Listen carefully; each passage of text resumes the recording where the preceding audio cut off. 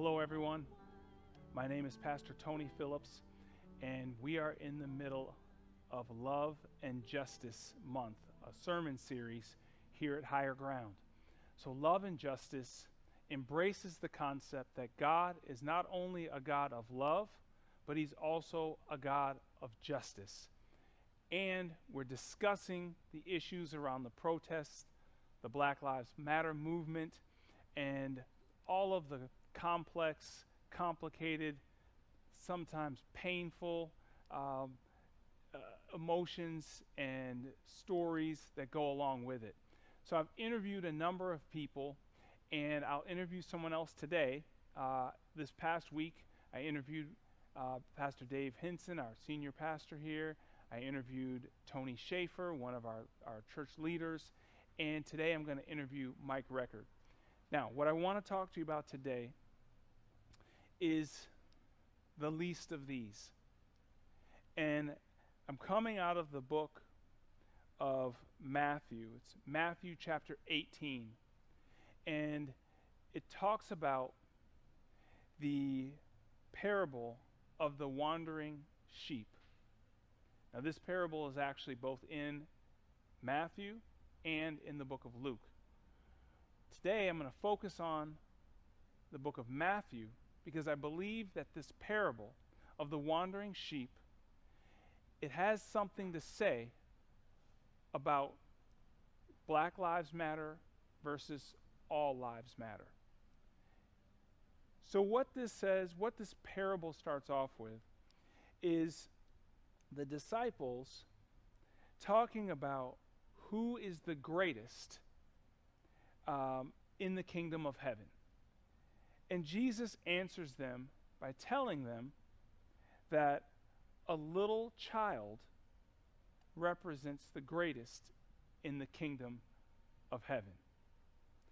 So let's read for a second Matthew 18, verses 1, 2, 3, and 4. So what it says is, at that time the disciples came to Jesus and asked, "Who then is the greatest in the kingdom of heaven?" Jesus called a little child to him and placed the child among them. And he said, "Truly I tell you, unless you change and become like little children, you will never enter the kingdom of heaven." And then verse 4 really gives us what we need to understand for what is later the parable of the wandering sheep. It says, "Therefore, whoever takes the lowly position of this child is the greatest in the kingdom of heaven." So he focuses on whoever takes the lowly position. And you'll see that this concept of a lowly position, or what I'll talk about in a few minutes, the least of these, is a consistent theme not only throughout the book of Matthew and the gospel, but throughout the entire Bible. So what happens in the parable of the wandering sheep? Many of us know this as the story of the 99 versus the 1. Matthew 18, verse 10, it says, "See that you do not despise one of these little ones, for I tell you that their angels in heaven always see the face of my Father in heaven. What do you think?" And here comes the parable. "If a man owns 100 sheep and one of them wanders, will he not leave the 99 on the hills to go look for the one that has wandered off?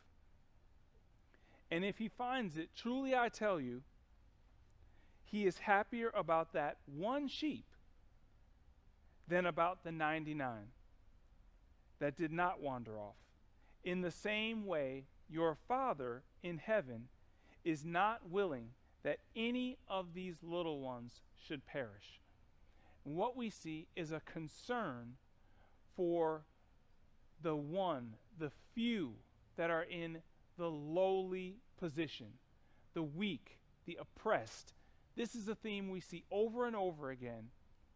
And it's the understanding, it helps us understand why we can say something like Black Lives Matter without saying that all other lives don't matter. It's not either or. It's an emphasis on the weaker, the oppressed, the outcast, the stranger. This is God telling us that we as Christians, now I'm talking to Christians, we are called to stand by, for, and with the oppressed, with those who are weaker. So by saying Black Lives Matter, we're saying the least of these matter to us. And it's not that the 99 don't. It's not that the majority doesn't matter. But that we have to pay special attention. Biblically speaking, we have to pay special attention to those who are oppressed, in need, poor. It's our job to speak for them, to stand with them. Now, I want to show you where else we see this concept of the least of these.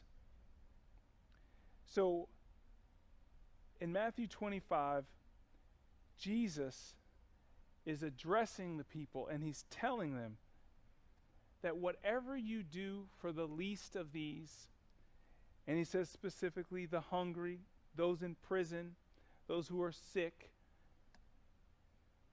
whatever you do for the least of these, you do unto me. Literally, he's telling us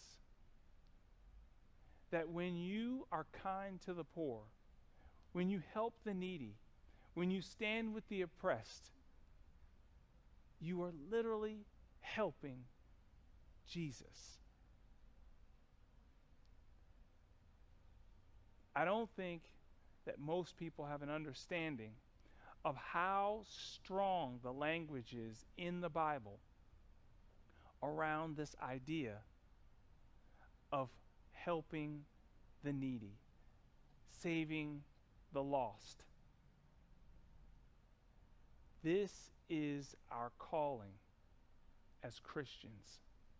And so one of the things that I want to do is I want to share some stories with you to help you understand where this concept of Black Lives Matter comes from, where the angst, the anxiety, the anger, the frustration, where is that coming from in our society? I want you to understand some of the things that maybe, just maybe, have gone by you, over your head. They haven't been visible in your sight. So that we can have the level of compassion and empathy that we're required to have as Christians. Now, one of the concepts that I want you to be very aware of is this concept of implicit bias. I talked a little bit about this earlier this week with Tony Schaefer. Implicit bias is the bias that we all have, and I want to talk about it today as the bias that we have but don't see.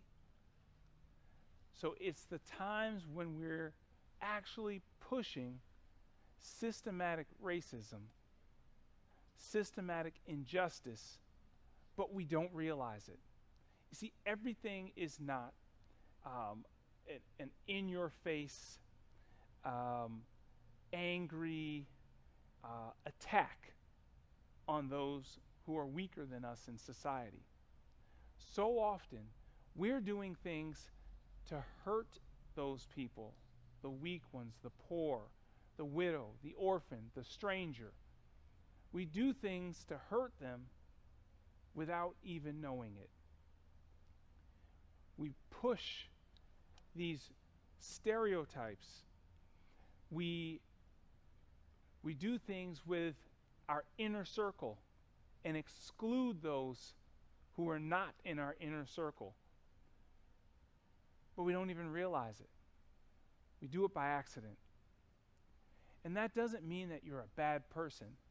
It just means that you may need to see some things that you're doing that you're not seeing right now, because they're going against these principles that we're studying that tell us to protect the oppressed, to help the needy, to defend the poor.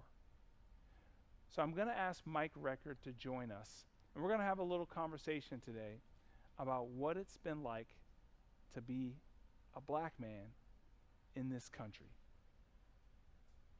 All right.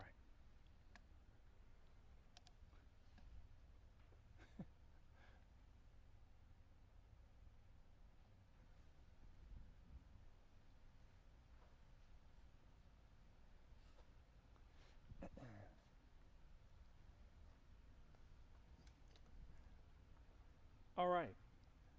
So here we have Mike Reckord. Mike, welcome. Thank you, Tony. Glad to be here. So you're a member of Higher Ground. Yes.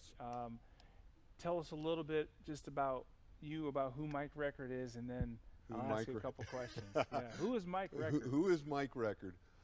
Mike Reckord is a father of 5. All right. A divorcee. Okay. A gentleman who was saved about 4 or 5 years ago. Wow. Okay. Here at McEachern Methodist, and Awesome. then joined Higher Ground, and Cool. been walking the walk ever since, and seeking him. Okay. And you're a basketball fanatic, right? I am a basketball junkie. He said more than fanatic, junkie. Yes. Okay. And I'm also the head of the basketball ministry here at McEachern Methodist, or Higher Ground. Okay. Awesome. Yes. Awesome. Well, tell us a little bit about, like, we're trying to it's Love and Justice Month. We're trying to understand the dynamics behind Black Lives Matter movement, behind the protests that we're seeing all over the world. Right. And I know that there are a lot of people who they just don't understand what's happening. Right. They're seeing this police violence, but there's so much more to it. So tell me just a little bit about your experience. What has been your experience as an African American man in this country? Well, let me go back to 1990 when I was in Lubbock, Texas at Texas Tech going to college. Okay. And I had the moment that every black male in America will experience at one point, which is trauma. It's a traumatizing experience. Right. When you realize how the police tend to look at black males in this country. Right. In my experience, I was probably 20 years old, junior at Texas Tech, and I was doing some late night studying. Is Texas Tech Red Raiders? Get your guns up, that's right. Texas Tech Red Raiders. And so did you play basketball at Texas Tech? I did not. I did not. So you're a student? I'm a student at Texas Tech. Studying late one evening, about 11:30, in what they call the stacks or the tunnels, which is underground study hall type situation. Okay. At the time, we had a purse snatcher running around campus stealing females' purses. Okay. And excuse me. Go ahead. You can edit that, right? Mike Reckord takes the call on camera. I love the editing. Okay. All right. Start over with at the time. At the time, I was a student at Texas Tech, and I was studying in the stacks at about 11:30 on a Thursday night.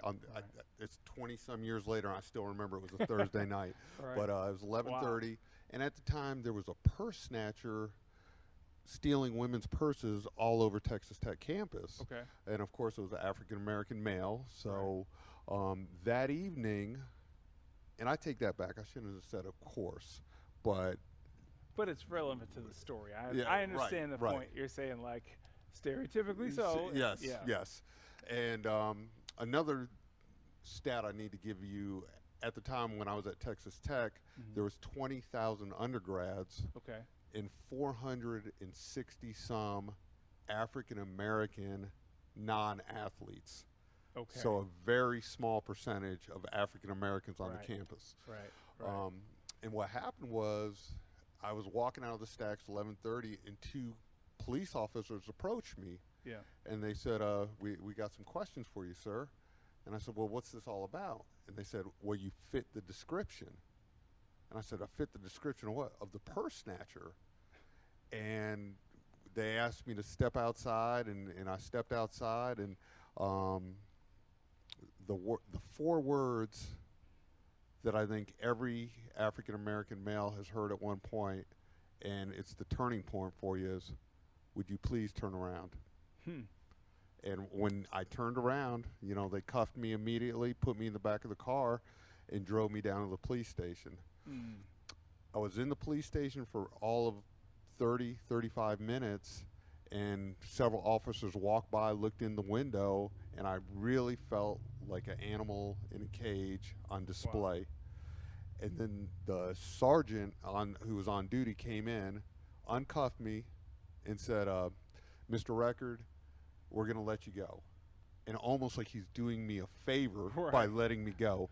And I was walking out, and I was, you know, relieved to be walking out, and something at the moment hit me and said, ask what the description of the black male they were looking for was. So I asked, and they were looking for a 5'10", light-skinned, 175-pound African-American male. At the time, I was 6'3", 220 pounds, and chiseled. You know, I was lifting a lot of weights at the time, and nowhere near the description. Wow. And that's when it first hit me that you can't win, you know, and it really, really felt like the police were against me. And you're in college at this point. I am in college. And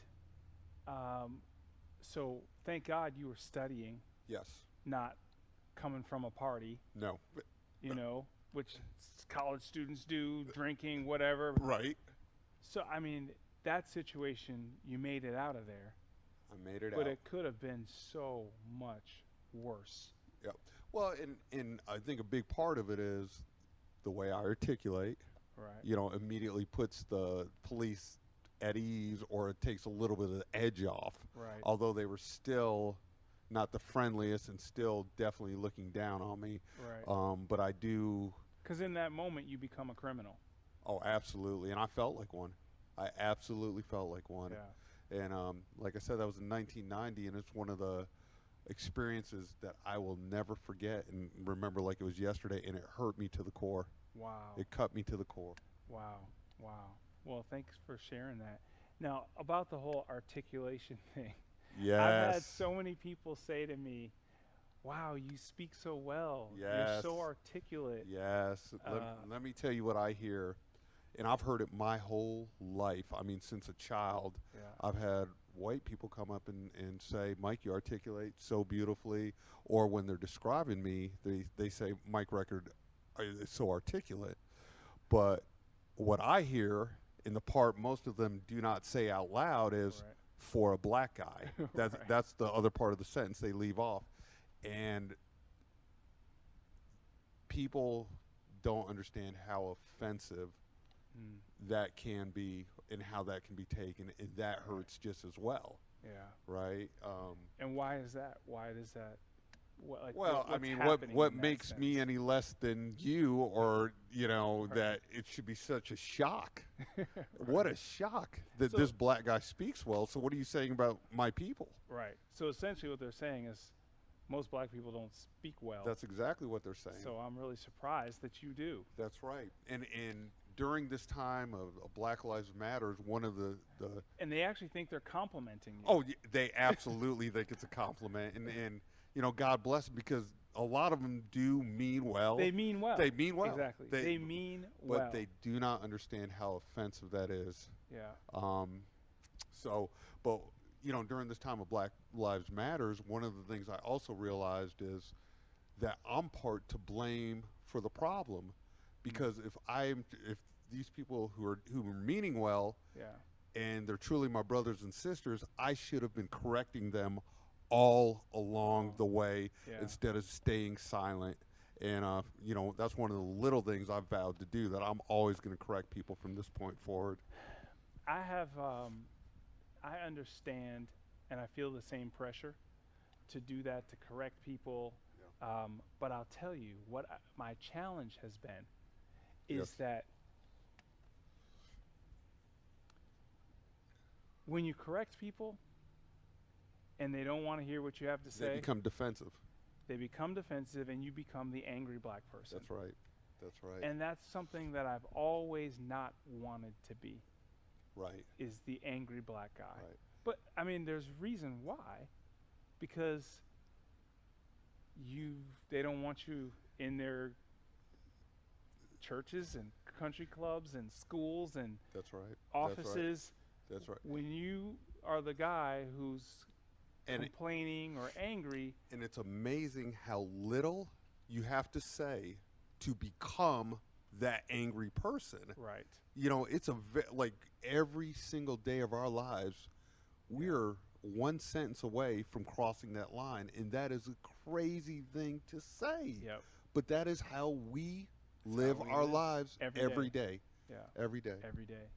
And I think with all of the protests happening, yes, you know, I definitely feel like, all right, now is the time to speak up.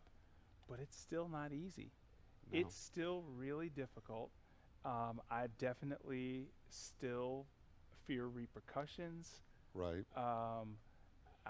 You know, I don't want to offend someone, but and it's tough. It's tough to tell someone, hey, what you just said, that is, I mean, immediately they're like, are you saying I'm racist? Well, the funny thing is the repercussion part is real. It's very, very real. And a lot of people will try their best to accept what you're saying at the time. But 1 week later, 2 weeks later, you can see how things have shifted. And, you know, like I remember just realizing how close people were in the workplace. They'd start talking about going on vacation together. Yes. I was like, what? Yes. And I never even had lunch with them. And like, we're all on the same team. You guys go on vacation together? That's right. So, you know, somebody oversteps a rule. It's okay. Hey, you didn't mean, you know, it's fine. You meant well, no problem. They overlook it. And it happens all the time, every day. Right. But when that person who's not in the inner circle, the guy on the outside, the least of these, the least, the one who's not the 99, the one, yes, sir, who in this case happens to be the African American or a person of color. And you say in this case, I will say, in many cases, in many cases, right. When they break the rule, then it's lights out. That's right. You've broken this rule. You need to be punished. You're getting. I mean, it's a nightmare all of a sudden. Yeah, and the rules are there for a reason. And the rules are there all of a sudden they're there for just following the rules. That's it. And I mean, that's literally how people get fired. They, you know, they keep a file. Like everyone breaks. You can't follow all the rules. It's impossible. Right. And actually do your job. And so then at the end of the day, you know, now they got a reason, and it's exercised against you. Well, hey, these are the rules. But if you look at who else has broken those rules, right, it's just nobody says anything. Yeah. And it may not be a gross, you know. But it doesn't, if it's even one person that is getting away with something that you're not allowed to get away with, it is not fair. Well, it is not fair. Is that's racism. Yes. Because it happens to the people who are in power are of one ethnic background, the people who are not are a different ethnic background. Right. So it keeps happening that the people who are suffering from it are the people of color. Which, once again, I go back to the statement is the majority of the power is being held by a certain race, and we are the one. We are the one of the 99 outcast, that are the outcast. And what I want to say today is what's important is to understand your own implicit bias, to look at the systems around you, right, and instead of just taking advantage of them, yep, say, am I excluding someone? And this is true. Yeah. When we're talking about women, when we're talking about not just African Americans, other people of color, right, when we're talking about people who are disabled, you know, the elderly, right, like always making sure that we're not excluding someone, and doing it even when we don't mean any harm. Well, it goes back to a very, very simple rule. Put yourself in somebody else's shoes before you act. It's that simple. In fact, in business, I tell people all the time, everything need to know in business, you learned at the age of 3 years old in the sandbox. Right. The personalities, the people do not change. Yeah. Only the zeros at the end of the checks change or in the budget, but the personalities are all the same as the sandbox. Well, I think what I want people to understand today is that just because you mean well doesn't mean that you're not participating in some of the negative behavior that is called injustice. You can mean well and still participate, still hurt others, even though you mean well. And it's that implicit bias. It's understanding what's happening systematically and stepping aside and listening to what people who don't look like you, or in this case, what we're talking about today is, Black Lives Matter, African Americans, but really it's beyond that. And saying to yourself, okay, am I being unfair, even though it may be mistaken? Right. What I'd like to say is, be part of the solution. Let's all be part of the solution, even myself, because like I said, I vowed from this point forward to help my brothers and sisters by explaining how they're offending me. And I'm 51 years old, so I've literally been going through this or experiencing this for 40 some years since I first heard the words he articulates well. Wow. And the other thing I would ask people to do is be more aware. Just be more aware of your statements and what's going on around you. Absolutely. And how what you say affects others. Absolutely. And I would agree with those two things, to be more aware and to speak up. We're saying silence is violence. Please speak up. And that means for us as well. Absolutely. As for white people or non-African Americans, that we would please speak up. So I'm Pastor Tony Phillips. This is Mike Reckord. We're here at Higher Ground Church, and I want to thank you. Thank you for listening. Thank you for speaking up on the behalf of those who are oppressed, on behalf of the least of these. Because like Jesus says, whatever you do to the least of these, you do unto me. Amen. All right.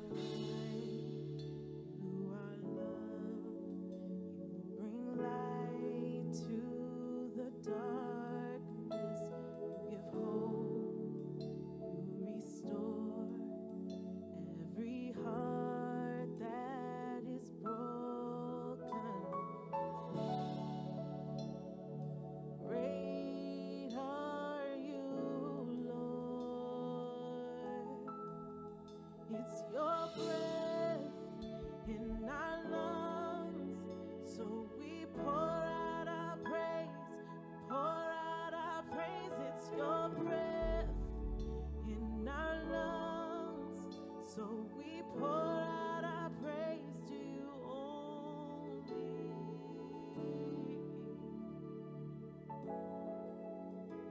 you only, Jesus. You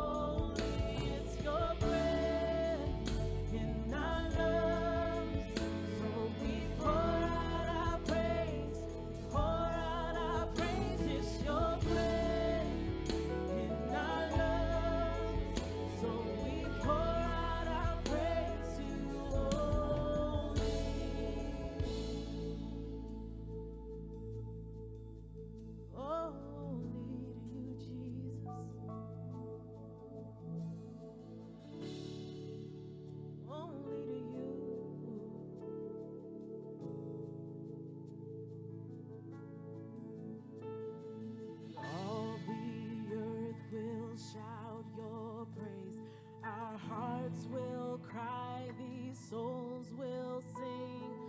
Great are you, Lord. All the earth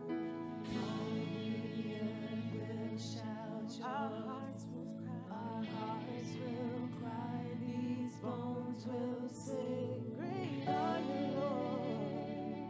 Are you, Lord? Oh, all the earth will shout. Our